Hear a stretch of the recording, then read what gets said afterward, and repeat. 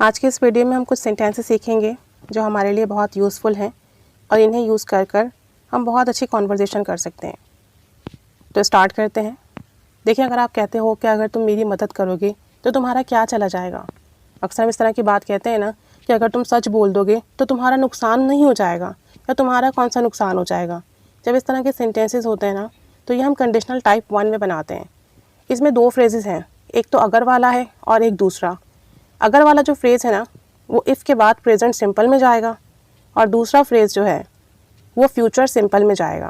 Result का close कह लें आप, या मेन क्लोज कह लें, तो वो फ्यूचर सिंपल में जाएगा, क्योंकि इसमें पॉसिबिलिटी है काम करने की कि अगर तुम मेरी मदद कर दोगे तो तुम्हारा क्या चला जाएगा। तो जब पॉसिबिलिटी हो काम की और दोनों फ्रेज़ के आखिर में गा गी गे आ जाए, तब पहला फ्रेज़ इफ़ वाला फ्रेज़ प्रेजेंट सिंपल में जाएगा और दूसरा फ्रेज़ जो है वो फ्यूचर सिंपल में जाएगा।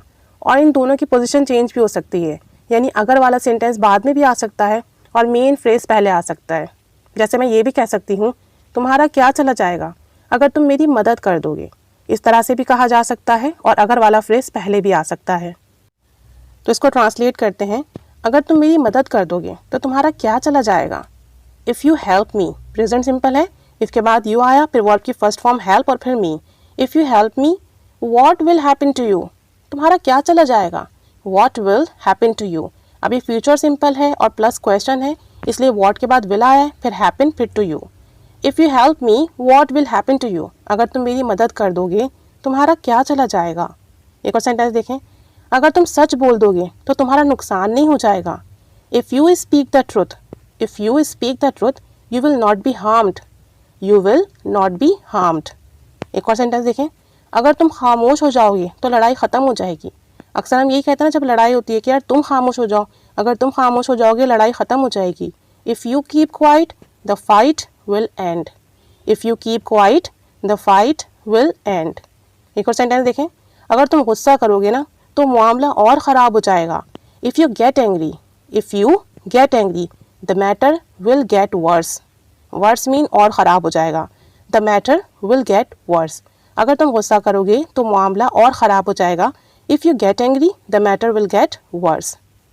एक और सेंटेंस देखते हैं। अगर वो नहीं आएंगे तो पैसे कौन देगा। अक्सर पार्टीज़ वगैरह की बात होती है, कुछ होता है तो हम कहते हैं यार पेमेंट तो नहीं करनी है, अगर वो नहीं आएंगे तो पैसे कौन देगा। तो आप कहोगे इफ़ दे डोंट कम। अब चूँकि नेगेटिव है तो दे के बाद डोंट आ गया। If they don't come who will give the money, और ये भी कह सकते हैं who will pay for it, इसके लिए कौन पे करेगा, इसके लिए पैसे कौन देगा। If they don't come who will pay for it. अब चूंकि ये क्वेश्चन है इसलिए हु के बाद विल आया, फिर पे फॉर इट। अगर वो चला जाएगा तो वापस नहीं आएगा।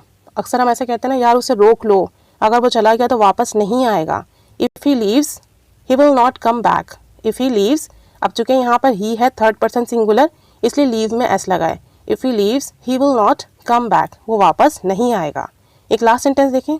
अगर तुम इंग्लिश सीख लोगे तो तुम्हारे ही काम आएगी। ये भी हम बहुत यूज़ करते हैं, कुछ भी ऐसे सेंटेंसेस हों कि अगर तुम ये काम कर लोगे तो आगे तुम्हें ही फ़ायदा होगा। तो हम कहते हैं ना अगर तुम इंग्लिश सीख लोगे तो तुम्हारे ही काम आएगी। तो आप कहोगे if you learn English it will be useful for you, if you learn English it will be useful for you. अब एक सेंटेंस आपके लिए है, इसे बनाइए, कमेंट बॉक्स में शेयर कीजिए। अगर तुम बात मान लोगे तो तुम्हारा ही फ़ायदा होगा, अगर तुम बात मान लोगे तो तुम्हारा ही फ़ायदा होगा। तो याद रखिएगा कंडीशनल टाइप 1 में काम की पॉसिबिलिटी के चांसेस होते हैं, काम पॉसिबल होता है, और दोनों फ्रेजेस के एंड में गा गी गया आता है, इसलिए हम कंडीशनल टाइप 1 में बनाते हैं। इफ़ वाला फ्रेज़ जो होता है वो प्रेजेंट सिंपल में बनता है, और नेक्स्ट फ्रेज़ मेन फ्रेज़ कह लें, रिजल्ट क्लोज कह लें, वो जाता है फ्यूचर सिंपल में। अब इन सेंटेंसेस को प्रैक्टिस कीजिए, अपनी कॉन्वर्जेशन में यूज़ कीजिए। Keep staying with us, thanks for watching.